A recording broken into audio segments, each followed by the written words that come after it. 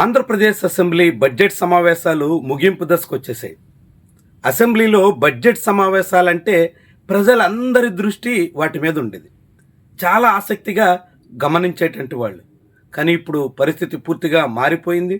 ఏకపక్షంగా సాగుతోంది. పూర్తిగా విపక్ష నేత వైఎస్ జగన్మోహన్ రెడ్డిని నిందించడం, చంద్రబాబు, ఆయన తనయుడు, మనవడు వీళ్ళని మాత్రం కీర్తించడం, వీటికే పరిమితం అన్నట్టుగా మారిపోతుంది. ఈ తరుణంలోనే ఆంధ్రప్రదేశ్ అసెంబ్లీ స్పీకర్ అయ్యన్న పాత్రుడు కూడా ఆసక్తికర కామెంట్ చేశారు. అసెంబ్లీలో మసాలా ఉండడం లేదు అంటూ ఆయన చిట్ చాట్లో మాట్లాడారు.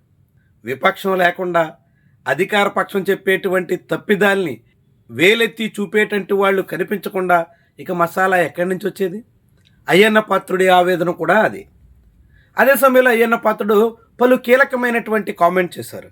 గతంలో రాజకీయాలు సభ లోపల ఎంత వాడి వేడిగా చర్చించినా సభ బయట స్నేహపూర్వక వాతావరణం ఉండేది అంటూ చెప్పుకొచ్చారు. అందుకు ఆయన ఒక ఉదాహరణ కూడా జోడించారు. తన అనుభవాన్ని చెప్పుకొచ్చారు. గతంలో ముఖ్యమంత్రిగా వైఎస్ రాజశేఖర రెడ్డి ఉన్న కాలంలో వైజాగ్లో రామానాయుడు స్టూడియో ప్రారంభోత్సవ కార్యక్రమానికి విపక్షంలో ఉన్న తనను ప్రత్యేకంగా ఆహ్వానించారని చెప్పుకొచ్చారు.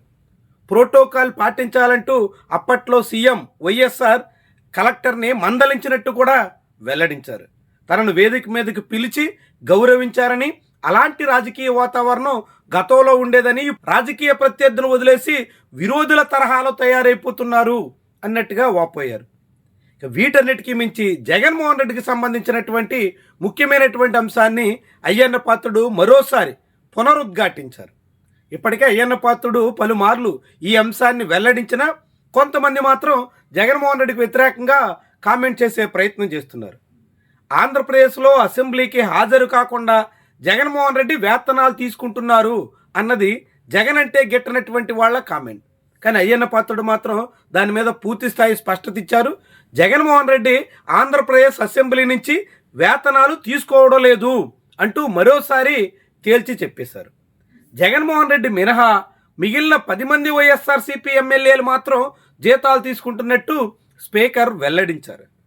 అదే సమయంలో అసెంబ్లీ సమావేశాలకి హాజరయ్యి ప్రజా సమస్యల్ని ప్రస్తావించడం అత్యంత ముఖ్యం అంటూ కూడా చెప్పుకొచ్చారు. సభా సమావేశాలకు హాజరు కానటువంటి సభ్యుల మీద చర్యలు తీసుకోవాల్సిన అవసరం ఉంది అంటూ కూడా స్పీకర్ చెప్పుకొచ్చారు.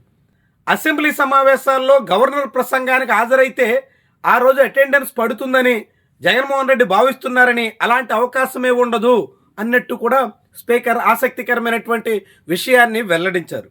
ఎక్కడైనా అసెంబ్లీ సమావేశాలంటే గవర్నర్ ఉభయ సభలను ఉద్దేశించి చేసే ప్రసంగంతోనే మొదలవుద్ది. ఆ రోజు ఆ కార్యక్రమానికి హాజరైనా కూడా అసెంబ్లీ సమావేశాలకు హాజరైనట్టుగానే పరిగణించాల్సి ఉంటుంది. ఇది ఇప్పటివరకు ఉన్నటువంటి వ్యవహారం. కానీ అయ్యన్న పాత్రుడు మాత్రం అది దానికి ససేమేరా అంటున్నారు, అది లెక్కలోకి రాదంటున్నారు. మరుసటి రోజు అసెంబ్లీలో కూర్చుని సభా సమావేశాలకు హాజరైతే మాత్రమే అటెండ్ అయినట్టుగా భావిస్తాం అంటూ చెప్తున్నారు. అది చెల్లుబాటు అయ్యేనా, అది జరిగేనా చూడాల్సి ఉంది. అయితే మరి సభకు హాజరు కాని ఎమ్మెల్యేల మీద అనర్హత వేటు వేస్తాం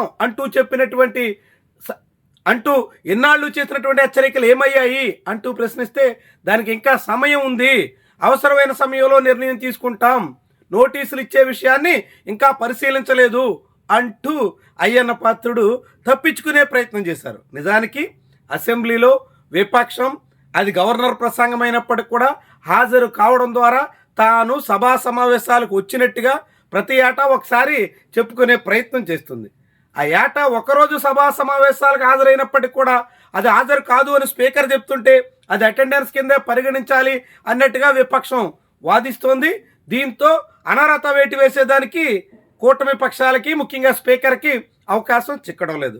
దాంతో ఇప్పటి వరకు నోటీసుల అంశాన్ని పరిశీలించలేదని, కానీ సభా సమావేశాలకు రాకపోతే వాళ్ళ మీద వేటు వేసేలా చర్యలు ఉండాలని లోక్సభ స్పీకర్ గారు ప్రతిపాదిస్తున్నట్టు ఆయన చెప్పుకొచ్చారు. నిజానికి లోక్సభ స్పీకర్ ముందు ఇప్పటికే అయ్యన్న పాత్రుడు తిరుపతిలో ఒకమారు ఈ విషయాన్ని ప్రస్తావించారు. ఆ తర్వాత లక్నోలో మరోసారి పునరుద్ఘాటించారు.